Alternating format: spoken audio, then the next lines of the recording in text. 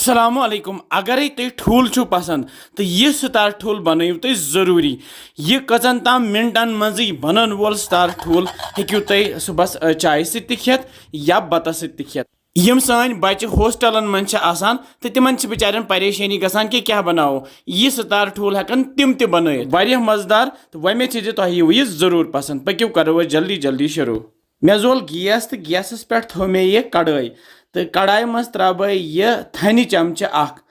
लकटु हूँ थनि चमचे त्रो तुम हेक्यू येतन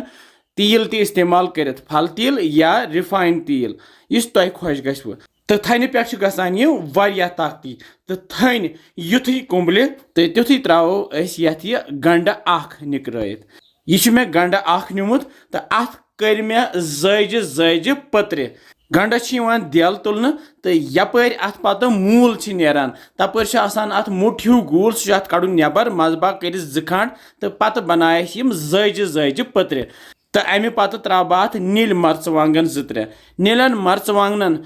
मे जज जज पत्र बनाम जैशर सान तो यम त्रे मे अत गंड सती तो अमे पत लगो गंड तैयार कर यह गंड ये थन मज तलन तो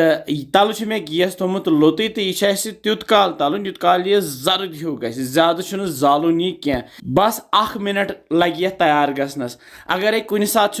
गर सुन कहें जल्दी जल्दी फटाफट बनाओ यह सितार ठूल तो करहन तैयार तो खेमो बता सती मे फुट्रे ठूल अके ये लक्चि कवल मज तो फिरो ये गंडस पे अके यम बस तावनी योत ये छोक दिन कहें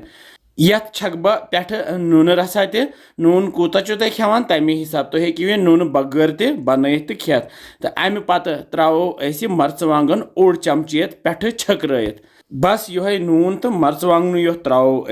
बाकी त्रो न कहीं चीज तो पे थो डखन तो करहन लथसी पे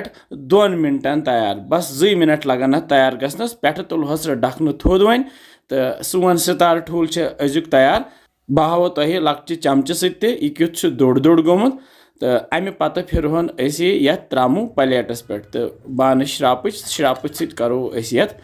लकट लकट हिस्स वो यह सितार ठूल बन मोदुर मोदुर तो टिठ टिठ तह मज़ लगान यह हेको सुबह चौत सत खेत चाय सत या बत सत खेमो तो मज़ लगे इंशाल्लाह तुम बनजो यह जरूरी बे वनान कमेंट सेक्शनस मज कि बसान तुम सान रेसिपीज करो बिस्मिल्लाह वारिया मज़ेदार तो वारिया शुभून तो लोगून अगर तुम शुरन बापत बनावान तुम हेक्यू यह मर्चवांगनो बगैर बनत अगर गर पिज़्ज़ा चीज़